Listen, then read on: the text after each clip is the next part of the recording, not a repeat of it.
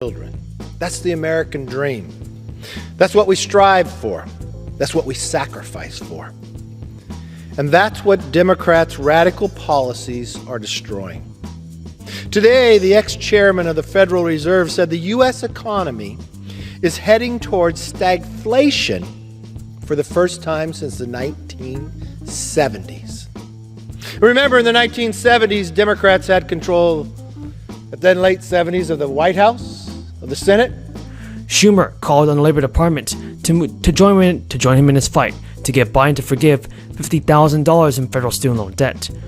During a roundtable with Elizabeth Warren and union leaders, Schumer said there was a false narrative about who student debt cancellation would benefit. Schumer stated, "Let's dispel one awful myth right here. That is not a problem that concerns the wealthy or the Ivy League. It's affecting working class people." Schumer also appeared to be speaking directly to Biden, who has repeatedly framed canceling student debt as a handout to the well-off. Schumer and lawmakers have made it clear that they will continue to push for student debt cancellation, and the Biden administration is grappling with the fact that the idea of student debt forgiveness infuriates many Americans, including those who never borrowed for their education or went to college. Taxes on employees making more than $400,000. The bill has gained some support, but is so far stalled in Congress. A big update, everybody. For Social Security and stimulus checks, eligible people can start applying today for additional stimulus assistance, and there are several programs that have been created that are aimed to providing financial help to Americans during this time. Today, people in Connecticut were able to start applying for a tax rebate just for families. The rebate, which was created as part of the budget bill that the governor signed to law last month, provides taxpayers with a state tax rebate of up to $250 per child for a maximum of 3 children. Any Connecticut resident who claimed at least one dependent, 18 or younger, on their 2021 tax return may be eligible as well. And while not everyone was qualified to receive the rebate, the Department of Revenue Services estimated more than 300,000 households can meet eligibility. Those applicants may see the extra money relatively soon. The filer status income threshold is single to married filing separately $100,000 or less and head of households. The rebate is for middle-class families. However, those who have higher income rates may be eligible to receive a reduced rebate based on their income. The period to apply began this week and ends on July 31st. The Department of Revenue Services said eligible families should start to receive their rebates in late August, right before the start of the new school year. The rebate came as the Biden administration pushed inflation as a top priority. It recently announced proposals aimed at boosting the U.S. economy. However, some of the presidential plans will need support of Congress, which could be a challenge. Governor Lyman said, "We created the state tax rebate to give Connecticut families with children additional relief. The application period is now open, and I strongly urge..." And his incredible family, including Mrs. Jackie Jackson, I want to thank you all for the leadership that you continue to provide. Yours is a family of service and sacrifice, and always inspiring the people around our nation, and I thank you for that. And a special thank you to Santita. Where is Santita? Santita and I were students at Howard University together. And she was a leader on campus back then. So it is good to be with everyone. So today, we celebrate one of America's greatest patriots. Folks, $5,000 can be claimed right now by many Americans. Negotiations are beginning on boosted cash payments that would actually help provide financial aid to many low-income households. Here is the latest news on another round of stimulus checks. The Alaska Senate approved a state spending package, and that includes spending cash payments of $5,500 for people in Alaska. The package includes dividends of about $4,200 to residents this year, as well as energy relief. These energy relief checks are about $1,300. The vote in Alaska comes as a number of other states are considering sending more direct payments to the residents as Americans continue to grapple with record high inflation and rising gas prices, driven by the crisis. The package passed 15-5 and was sent to the House, and it will be decided whether to agree with the Senate version. The House approved a version of the budget last month, and that included a dividend of roughly $1,250 and a $1,300 energy check.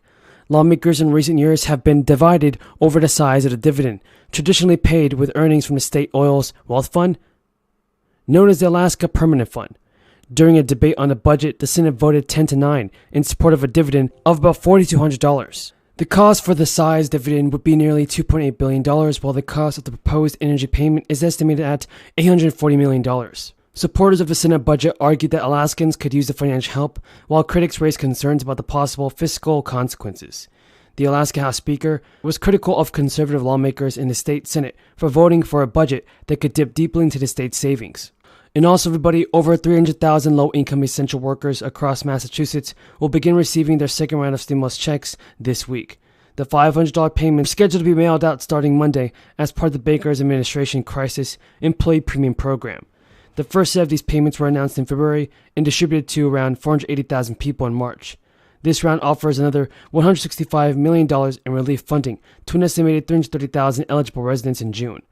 Eligibility is based on Massachusetts tax returns for 2021.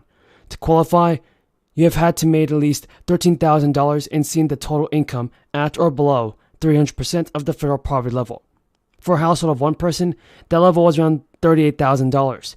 For a family of four, that would be up to $79,000.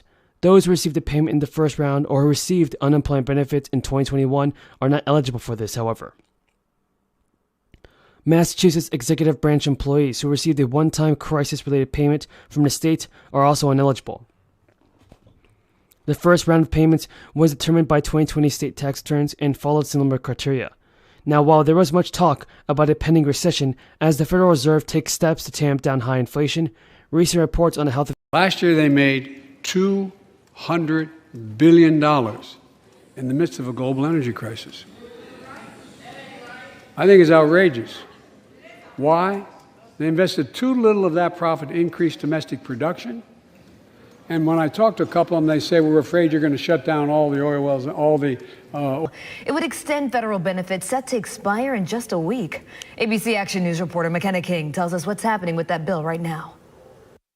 March 14th, that currently marks the end of the federal pandemic unemployment compensation unless Congress passes that third stimulus bill and gets the president's signature by the end of the week. Hard to believe at this time last year, Americans had about a week of normalcy left before things started shutting down.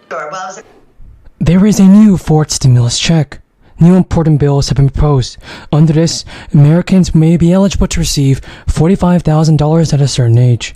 Some governors are also pushing to approve new $2,000 payments for the low income. And now, newly introduced legislation could provide some Americans with up to $45,000 by the time they turn a certain age. Early this month, the Democratic senator and representatives have announced they plan to reintroduce the American Rescue Plan Opportunity Accounts Act. In a statement, Booker's office said that Senators Booker and Representative Ayanna Pressley have reintroduced the American Opportunity Accounts Act. This is legislation that will create a federally funded savings account for every child in order to make sure that economic opportunity is a birthright for everybody. The reintroduction of this